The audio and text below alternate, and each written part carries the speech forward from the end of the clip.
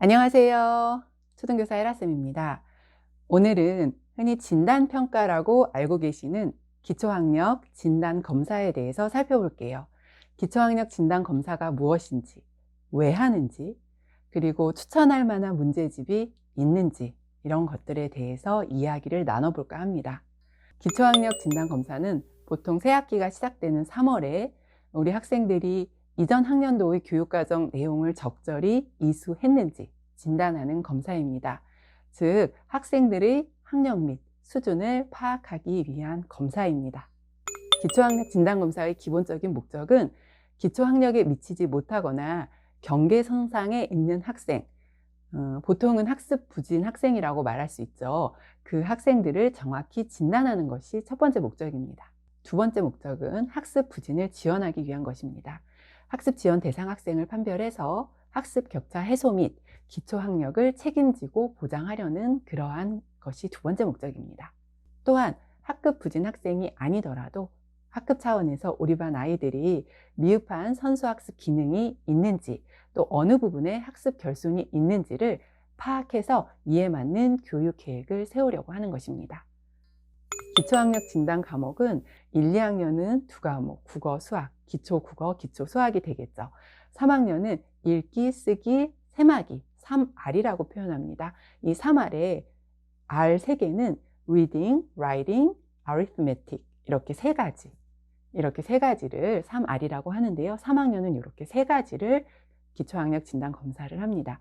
4학년부터 6학년은 국어, 수학, 사회, 과학, 영어 이렇게 5과목에 3R이 또 있고요. 그리고 영어까지, 기초 영어까지 이렇게 들어와 있습니다. 기초학력 진단 방법은 교육청 지침에 따라서 단위 학교별로 과목과 그리고 시기를 정해서 진단 검사를 실시합니다. 우리 반 4학년의 경우 국어랑 수학은 학교에서 일괄적으로 실시하게 하였고 나머지 과목에 대해서는 자율권을 주었습니다. 우리 반 같은 경우에는 국어, 수학, 영어, 사회, 과학 이렇게 5과목을 모두 실시했습니다. 1, 2학년의 경우에는 연중 상시 진단 활동이 가능하므로 학업성적관리위원회에서 시기를 정해서 학교마다 조금 다르게 보고 있습니다. 기초학력 진단검사 난이도는 굉장히 쉽습니다. 이전 학년도에 배운 내용 중에서 조금 쉬운 문제들, 그러나 반드시 알아야 할 내용을 가지고 진단을 하기 때문에 어려운 문제가 없다고 보시면 됩니다. 그래서 보통의 아이들은 그냥 읽자마자 바로 문제를 풀어내는 그런 정도의 문제입니다. 어느 정도 쉽냐면 초등학교 수업이 40분인데 매 시간마다 보통의 아이들이 20-30분 정도씩 남습니다. 시간이. 그래서 우리 반의 경우에는 제가 다른 진단 평가지를 따로 준비해서 또 해결하게끔 하는 그러한 방법도 사용하고 있습니다. 즉, 일괄적으로 보는 진단 검사는 굉장히 쉽습니다. 몇 점을 맞아야 학습 부진일까요? 이해를 돕기 위해서 학습 부진이란 낱말과 제가 계속 겸용해서 사용하고 있는데 정식 명칭은 학습 지원 대상 학생입니다. 맞아야 하는 개수는 25문제 중에 이 표와 같고요. 보통 그냥 상식적으로 생각했을 땐 한 60점 정도 그 이상만 맞으면 학습 지원 대상 학생이 되지는 않습니다. 학교에서 일괄적으로 실시하겠다고 하는 과목 중에서 우리 반의 경우 국어, 수학 중에서 한 과목이라도 미도달이면 그 학생은 학습 지원 대상 학생이 됩니다. 보통은 60점 이하면 학습 지원 대상 학생이 되겠구나 라고 생각하시면 됩니다. 쉬운 문제 중에서 60점 이하이기 때문에 실제 학습 지원 학생 대상은 그렇게 많지는 않습니다. 지원 대상 학생이 될 경우엔 학생과 학부모님의 동의를 거쳐서 학교에서 실시하는 다양한 기초학습 지원 프로그램에 참여하실 수 있습니다. 우리 학교의 경우에는 두드림 학교도 있었고요. 그리고 1:1 학습 클리닉 매칭도 있었습니다. 그런데 안 하겠다는 친구들도 있었어요. 3학년 정도 되면 친구들 보는 눈도 있고 그리고 낙인 효과 이런 것도 학부모님들께서 걱정하시거든요. 그렇지만 저는 꼭 참여했으면 좋겠다는 생각이 있습니다.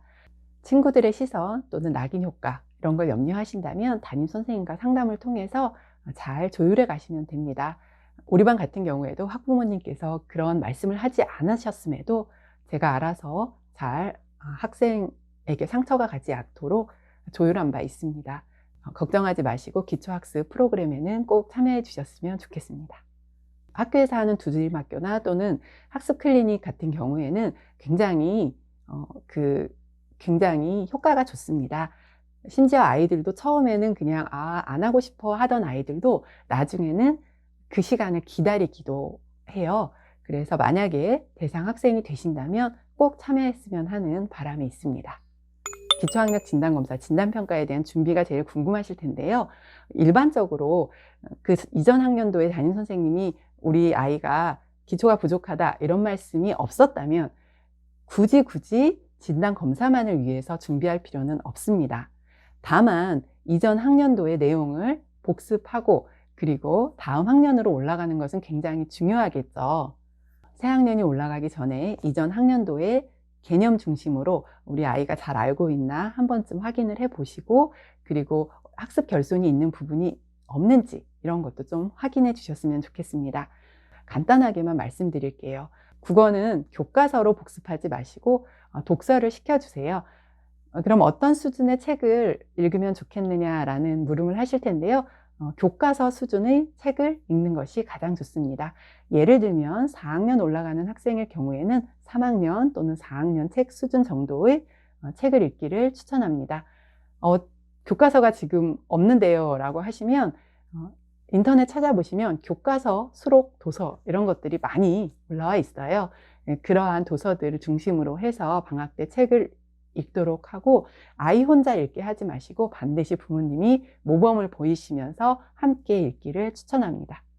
수학의 경우에는 우리 아이가 특별히 부족한 부분이 분명히 있을 거예요. 이 부족한 부분으로 인해서 이제 3학년, 4학년, 5학년, 6학년 올라가면서 점점 수학을 싫어하게 될 수도 있어요. 따라서 그 부족한 부분을 채우는 그러한 공부를 하시기 바랍니다. 특히 연산이 부족하다면 꾸준한 연산은 반드시 필요해요. 초등학교에서는 수와 연산이 굉장히 많은 부분을 차지하기 때문에 학생의 자신감 측면에서 중요한 부분입니다. 영어의 경우에는 기초학력 진단검사가 100% 듣기평가입니다. 그래서 듣기가 좀 부족한 것 같다 한다면 조금 듣기를 많이 시켜주시는 걸 추천합니다. 인터넷에 좋은 콘텐츠 너무너무 많기 때문에 굳이 돈을 너무 많이 쓰지 마시고 인터넷에 그런 좋은 콘텐츠들을 잘 활용하시길 바랍니다. 여기까지가 일반적으로 선생님이 기초학력에 대해 언급하지 않은 친구들에 대한 이야기고요.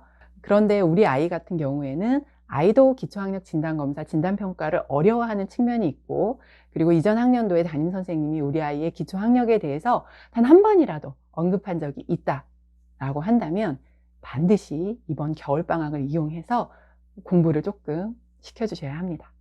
그러면 어떠한 문제집이나 또는 어떠한 괜찮은 사이트가 있는지 궁금하실 텐데요. 첫 번째 준비를 하고 싶다 하는 친구들은 시중에 있는 진단평가 문제집들이 있어요. 개념이 조금 나와 있고 그리고 문제가 있는 그러한 좀 두껍지 않은, 방학이 길지 않잖아요. 두껍지 않은 그러한 문제집을 사서 보는 걸 추천해요. 그리고 문제집은 지금 4학년에서 5학년 올라간다면 5학년 문제집을 사셔야 해요. 진단평가는 그 문제집이 바로 이전 학년도의 교육과정 내용을 담고 있습니다. 두 번째는 사이트인데요. 베이스캠프라고 기초학력 진단 보정 시스템 개방형 콘텐츠가 있습니다. 이 베이스캠프는 배우고 이루는 스스로 캠프라는 뜻이고 학습 지원 대상 학생에게 안내해서 스스로 공부하게 하는 사이트입니다. 즉 저도 이 사이트를 학생들에게 안내해주는 그런 사이트입니다. 개인적으로 그냥 회원 가입만으로도 별도의 개인정보 필요 없이 바로 이용 가능합니다.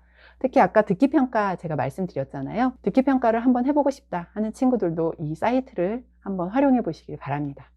또 다른 사이트는 EBS 단추라는 그러한 사이트가 있는데요. 지금 초등학교는 시범 서비스 중에 있더라고요. 여기도 AI가 우리 학생의 그런 실력을 진단해 주기도 하고 하니까 들어가서 한번 활용해 보시면 좋을 것 같습니다.